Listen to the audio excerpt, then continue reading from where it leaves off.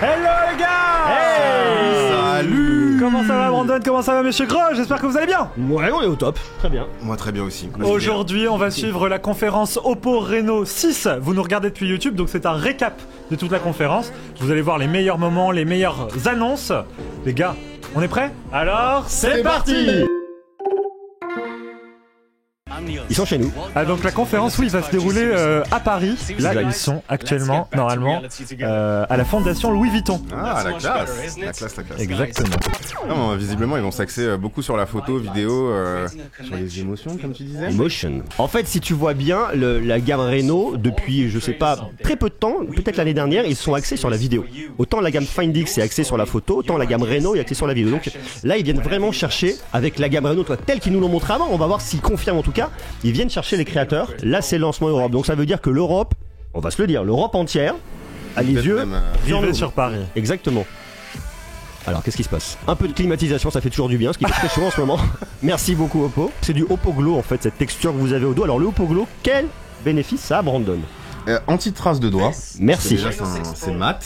Et puis c'est un bel effet doux sous les doigts qui accroche bien et tout, anti-dérapant et tout. Et là il y a un deuxième coloris du coup plus sombre. Il le présente vraiment comme une nouvelle technologie, c'est ça? Oui, alors en fait parce que tu as différentes couches qui te permettent d'avoir ce rendu avec un faux aspect, pailleté, c'est pas vraiment du pailleté mais un petit peu. Regarde, on a déjà le poids 180. Ça c'est sur lequel ça? C'est sur le Pro hein. Le Pro hein. Right. Non voilà, c'est une force et ils mettent vraiment le paquet. Si on le voit là sur la conf, ils mettent vraiment le paquet parce que c'est vraiment un choix de design, un choix de matériaux premium qui veulent venir valoriser pour être différenciant par rapport au reste du marché. C'est important, il faut se démarquer, surtout là ils sont un peu dans le lifestyle trendy, etc. Il faut qu'on reconnaisse tout de suite que c'est un Oppo Reno, qu'il est joli, il est sympa et qu'il est stylé. Avec tes habits, etc. Quoi. Ouais, surtout ses habits à lui, là, ça c'est assez stylé. Ça irait bien, je pense. Il y a le pantalon qui brille un peu quand même. Alors les specs, allez-y. 6,5 pouces, 90 Hz. Ah, HDR10+. Bravo. Je sais lire. Merci monsieur. Ah, on y va, regardez. 12 Go de RAM et 256 Go de stockage. Ça c'est intéressant, là, le Qualcomm Snapdragon 870. On est dans la gamme 8, on n'est pas sur le 888, mais en fait il vient se positionner entre le 865 qu'on avait l'année dernière et le 888, donc on est un peu entre les deux, et on est quand même dans du très haut de gamme, et pour autant on n'est pas sur un 888 comme sur un Find X3 Pro. Et rassurez-moi, avec le 870, on peut jouer à des jeux vidéo, on peut faire des trucs gourmands quand même. Ça tartine. Ouais. Ça tartine mon pote. C'est important de mettre un processeur puissant, notamment pour les fonctions vidéo dont on parlait.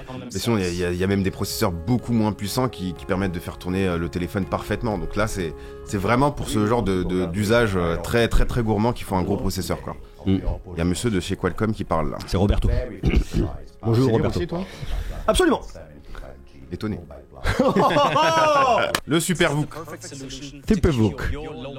Alors ça c'est la charge Oppo qui tartine un max, et c'est de la charge 65 watts en fait, le Superbook 2.0, ce qui vous permet de recharger votre Pro de 0 à 100% en 31 minutes.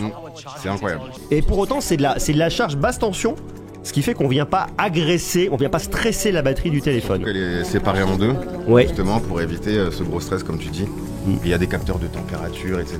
Enfin, c'est vachement bien foutu et j'avais fait des vidéos sur des produits qui possédaient la technologie VOOC. Les gens étaient inquiets et après avoir vu la vidéo, ils étaient rassurés de voir que Oppo avait fait un truc de fou en fait.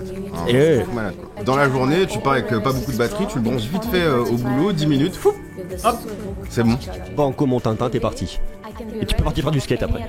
4 caméras sur le Pro. 4 caméras, on nous montre le clone. C'est le grand angle, 16 millions l'ultra grand angle. Bon, il y a de la macro et celui-là il a un téléobjectif également. Ouais, donc, voilà, c'est ça. Donc on peut venir zoomer pour venir filmer des yeux comme ça. Et pour le portrait c'est pratique. C'est très pratique. Et le capteur de température. En Kelvin, hein, la température, on parle pas des degrés. Ce mec est trop intelligent pour nous. Ce mec est trop intelligent, on ne peut pas le faire. J'ai bugué quand t'as dit capteur de température, je me suis dit attends, température de quoi? Pour la température des couleurs. Voilà. La température des couleurs. Pour la restitution. Super sympa l'effet portrait là.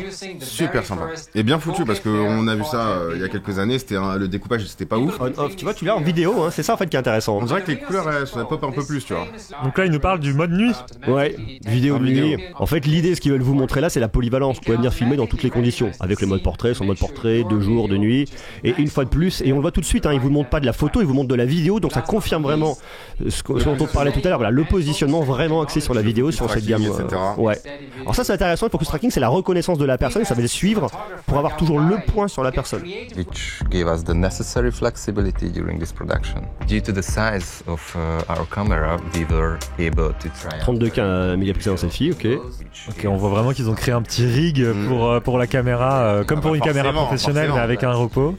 Mais ça veut dire qu'on peut utiliser, utiliser un téléphone pour faire du contenu pro. Quoi. Ah ouais, de toute façon, hein, moi j'ai toujours dit, c'est pas le pinceau qui fait le peintre, c'est le peintre qui fait le peintre. Voilà. C'est pas le peintre qui fait le pinceau. Oui, absolument, monsieur, merci beaucoup. Alors ça, c'est un truc qui est sorti aussi il y a l'année dernière qui a été présenté, je crois, donc je sais pas, c'est peut-être cette année intégré uniquement chez Oppo, je sais plus. Vous avez les deux caméras qui tournent en même temps, la caméra de selfie et une des caméras arrière. C'est rigolo, hein. C'est pas. C'est des évolutions qu'on pensait pas qu'elles allaient être possibles il y a encore 2-3 ans. Quoi. Non mais c'est ça, hein. Mais rien qu'à l'époque du mode nuit, quand ça arrivait, on était tous faut mettre des grandes ouvertures et tout. On avait des trucs, ça ressemblait à rien. Ouais. Et après le mode nuit il est arrivé et c'était incroyable. Hyper Boost Gaming. Donc là c'est des fonctionnalités de jeux vidéo propres au téléphone. Donc pour améliorer les performances, pour concentrer le process, la RAM, etc. sur le jeu vidéo. Donc là il nous faut un petit récap. Alors ColorOS, je sais pas si c'est un truc que vous connaissez tous bien, c'est l'expérience logicielle de Oppo. On est basé sur un Android 11. Le truc qui est intéressant avec ColorOS, c'est que je trouve que c'est une très belle expérience logicielle. On peut aller loin dans la personnalisation. Exactement, on peut faire beaucoup de personnalisation, changer la forme des icônes, retirer les étiquettes sous les applications, changer le panneau de notification. C'est magnifique. Franchement, si on peut créer son interface sur un smartphone, bah c'est sur un smartphone Oppo. Quoi. Donc là, il passe beaucoup plus vite en fait, tout de suite là sur le Reno 6. Effectivement. T'as l'œil. Hein. Ouais. Alors ça va être quoi les principales différences avec le Reno 6 et le Reno 6 Pro? Alors, bah déjà visiblement sur le design. Ouais. Il y en a un qui a un écran incurvé, l'autre l'écran plat. le Reno 6 à l'écran plat. C'est ça. Ça va être sur les caméras. Ouais. Là on voit qu'il y en a 3, Ouais. pas 4.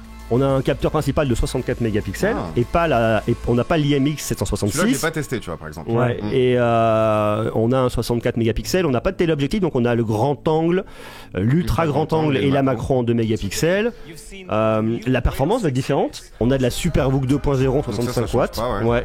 La taille des batteries sur le Pro, on est sur du 4005, donc 2 fois 2250.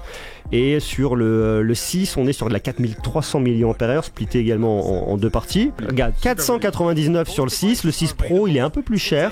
On est à 799 € et donc dispo. Bon les amis, on aura quand même passé une super conférence. Ouais. Superbe. Super joli. Vous avez aimé ce qui a été annoncé, les Oppo Reno 6? Les produits ils étaient super cool, la conf elle était géniale. Franchement c'était dynamique, c'était cool. Ouais. Et j'étais accompagné de mieux. Non, c'est vrai. En tout cas, merci d'avoir suivi ce récap avec nous sur YouTube. C'était un plaisir, les gars, de vous avoir avec moi. Partagez, mon ami. J'espère que vous reviendrez bientôt. Invite-nous, on viendra. Bah oui.